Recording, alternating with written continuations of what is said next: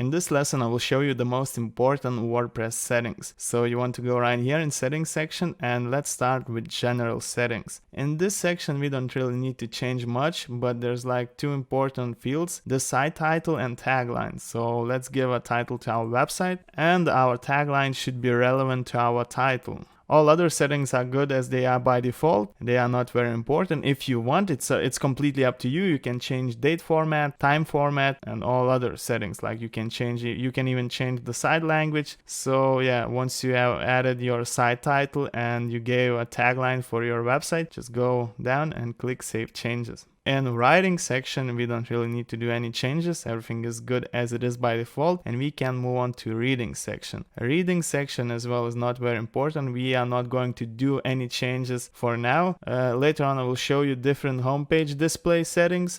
So what is the difference between your latest posts option and the static page option. But for now we can leave it as it is. We don't really need to change anything, and we can move on to discussion section. And discussion section is actually everything about comments. So I know it might look confusing because there's like a lot of different settings, but actually you can leave it as it is by default. You don't really need to do any changes unless you can check this section. So only logged in and registered users will be able to leave comments. And I would say the most important section is this comment blocking. Eventually you will start getting spammy comments. These comments are going to be shown right here in comment section, and yeah, you'll have to delete them, but you can add these comments to block list. Usually when user or bot leaves a comment, there's always added such information as name, URL, email address, and IP address. So if you find any spammy comments, just add IP addresses right here, one IP address or email address per line, and just click save. So right here in discussion settings, this section block list I would say is the most important one. We can go to media settings, and in media settings everything is good as it is by default, and we can move on to permalink settings. So this section is the most important of all settings because by default it's set to plain and it doesn't do any help for our search engine optimization.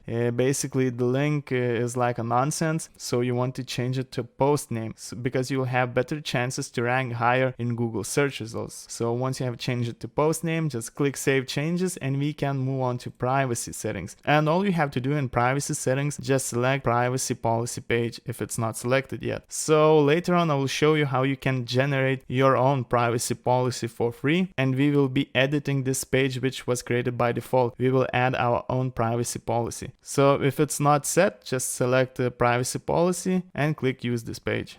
In Lightspeed cache settings, we are not going to change anything because everything is good by default. And as I mentioned you before, this Lightspeed cache plugin will help our website to load a little bit faster for our users. So yeah, these are the most important settings which you should pay attention when you are creating your WordPress website. Basically, there are only two very important settings. The first one is a couple of fields in general section, and the second one is the most important one, is permalink settings.